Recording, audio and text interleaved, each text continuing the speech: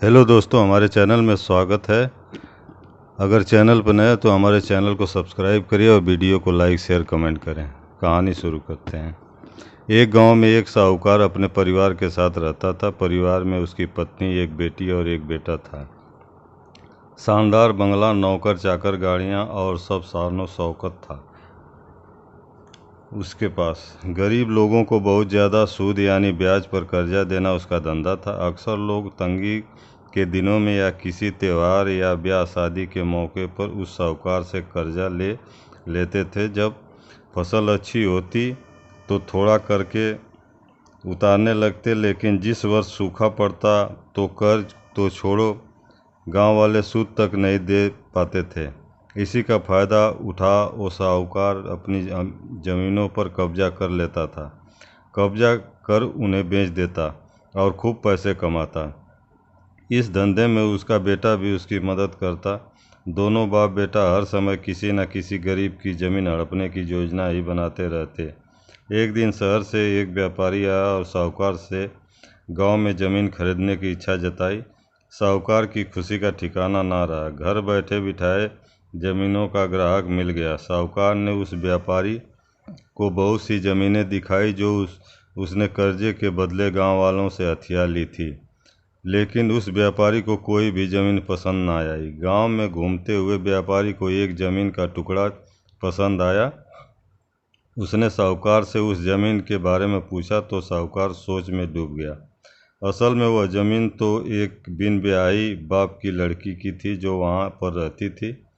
उस लड़की के माँ बाप ने साहूकार से 20,000 रुपये कर्ज लिया था, मगर उसे चुकाने से पहले ही उनकी मृत्यु हो गई। बेसहारा लड़की की हालत देख गांव की पंचायत ने साहूकार से उस ज़मीन पर कब्जा न करने को कहा। भला पंचायत की बात कैसे टाल सकता था साहूकार, मगर दिल में हमेशा ही उस ज़मीन को कब्जा करने की बात सोचता रहता था। आज व्यापारी की इच्छा सुन उसका लालच बाहर आ गया था और उसने ज़मीन पर कब्जे का मन बना लिया। कर्जे के सारे कागज़ लेकर उस लड़की के घर पहुंचा और कर्जा वापस करने की बात कही। जब लड़की ने अपनी दुर्दशा बताते हुए और समय मांगा तो साहूकार ने कब्जा करने की धमकी दी। कब्जे की धमकी सुन वह लड़की पंचायत के मुखिया के पास गई और उसकी ज़मीन को बचाने की दुहाई लगाई। सारे गांव में यह बात आग की तरह फैल गई कि साहूकार उस बेसहारा लड़की की ज़मीन पर कब्जा करने वाला है। यह बात उड़ते उड़ते साहूकार की बेटी के कान में पड़ी। अपने पिता के लालच की बात सुन उसके मन में बहुत दुख हुआ। उसने अपने पिता से इस बारे में बात करने की कोशिश की, लेकिन साहूकार को तो सिर्फ बहुत बड़ा मुनाफा ही दिख रहा था। उसे बेसहारा लड़की की दुर्दशा या अपनी बेटी के निवेदन का कोई असर न हुआ और उसने उस ज़मीन पर कब्जे का ऐलान कर दिया। साहूकार की बेटी ने भी जिद पकड़ ली कि उस लड़की की ज़मीन पर कब्जा न होने देगी, पर अपनी एक न चलती देख उसने दिमाग में एक योजना सूझी। अगले दिन सुबह सुबह वो बेसहारा लड़की और उसके साथ 2 लोग साहूकार के घर पहुँचे और कर्ज की 5,000 की किस्त दे दी। साथ में यह भी कहा कि 3-4 महीनों में कर्ज के बाकी रुपए भी उन्हें मिल जाएंगे। रुपया देने के बाद रसीद ले सब चले गए। चूँकि अब किस्त मिल गई थी, इसलिए पंचायत ने भी कब्जा नहीं करने दिया।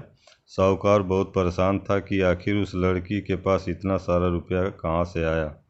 कल तक तो वह दाने दाने को तरसती थी और आज 5,000 रुपया दे गई। कुछ भी ना समझ आने पर उसने गांव वालों से भी पूछताछ की, लेकिन कोई भी रुपयों के बारे में नहीं जानता था।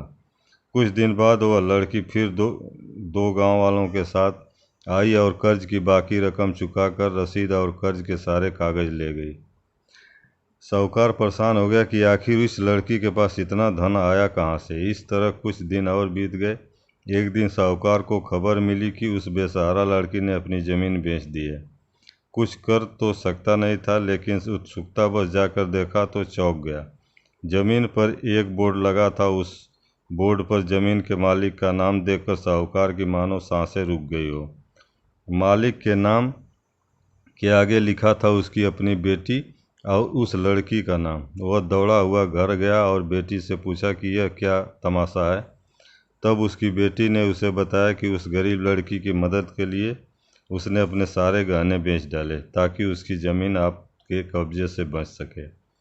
लेकिन ज़मीन आपसे छुड़ाते ही उस बेसहारा लड़की ने उदारता दिखाते हुए आधी ज़मीन मेरे नाम कर दी। बेटी ने उसे समझाया कि आप तो उस लड़की का आखिरी सहारा भी छीन रहे थे, मगर उस लड़की का बड़प्पन तो देखो, उसने ज़मीन छुड़ाते ही अपने गहनों के बदले अपनी आधी ज़मीन मुझे दे दी। यह सब सुन साहूकार को शर्मिंदगी महसूस हुई और उसने भविष्य में कभी किसी की ज़मीन न हड़पने का वचन दिया। दोस्तों, कहानी कैसी लगी? अगर अच्छी लगी हो तो चैनल को सब्सक्राइब करें, वीडियो को लाइक शेयर कमेंट करें। धन्यवाद।